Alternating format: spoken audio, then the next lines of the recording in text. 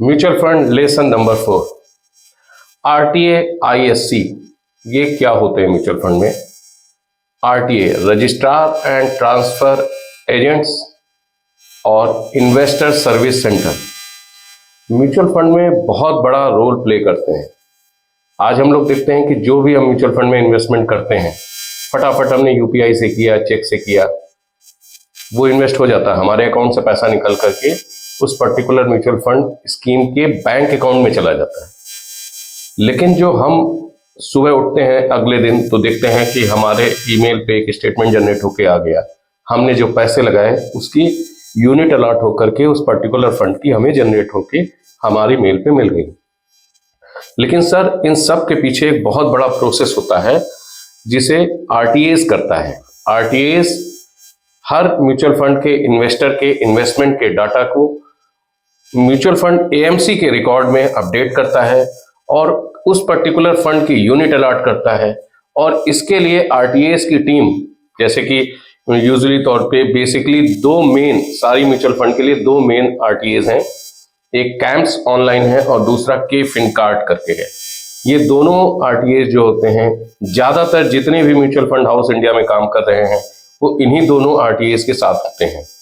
तो ये दोनों आरटीएस हर म्यूचुअल फंड जो भी इम्पैनल है, जैसे मान लीजिए कुछ जो होंगी एएमसीज वो कैंप्स के साथ होंगी, कुछ एएमसी के फिनकार्ड के साथ होंगी।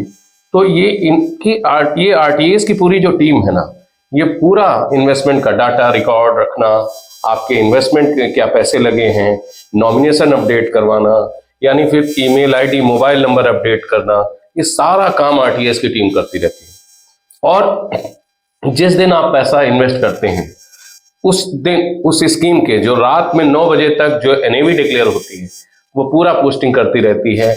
और इस आरटीएस टीम के जितने भी मेंबर हैं पूरी दिन पूरे रात काम करते रहते हैं कि आपको प्रॉपर डाटा मिल सके।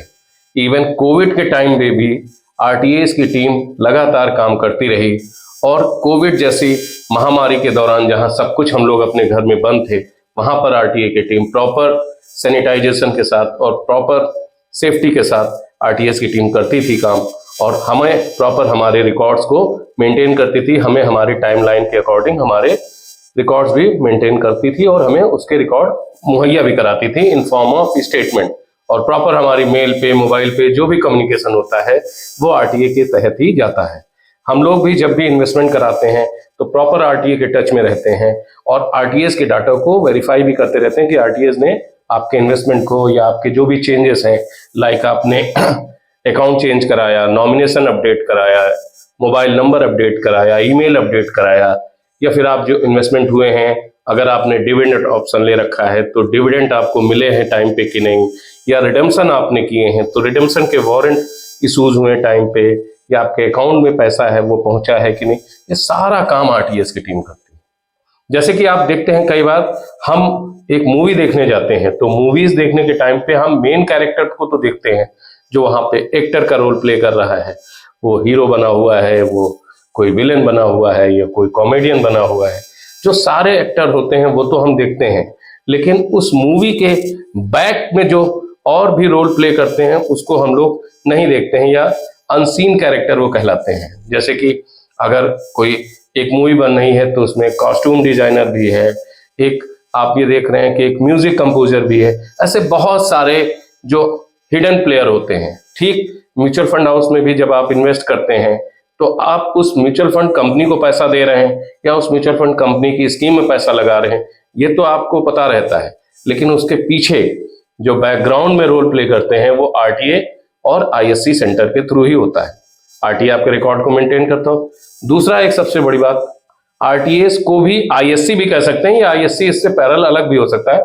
इन्वेस्टर सर्विस सेंटर का काम क्या होता है? कई बार हम इन्वेस्ट करते हैं ऑनलाइन, ऑफलाइन या किसी डिस्ट्रीब्यूटर के माध्यम से। ऐसी बहुत सारी लोकेशंस होती हैं जहां पर म्यूचुअल फंड के ऑफिसेस नहीं होते हैं, तो वहां पर इन्वेस्टर सर्विस सेंटर आईएससीज होते हैं। वहां पर हम अपने पैसे जो भी हमने इन्वेस्ट किए हैं, हमें स्टेटमेंट लेने हैं, हमें रिडेम्पशन प्रोसीड करना है, हमें एडिशनल परचेज करना है, या फिर ट्रांसमिशन का बहुत सारे केसेस होते हैं जब यूनिट होल्डर की डेथ हो जाती है तो नॉमिनीज को ट्रांसमिशन, तो वो आईएससी के थ्रू ही होता है। तो आप बताइएगा कि आरटीए और आईएससी आपको कैसा लगा, उस पर जो हम लोगों ने डिस्कस किया आपको समझ में आया। आज के लिए इतना ही, आगे नेक्स्ट एपिसोड में फिर कुछ देखते हैं कि नए टॉपिक पे चर्चा करेंगे। नमस्कार।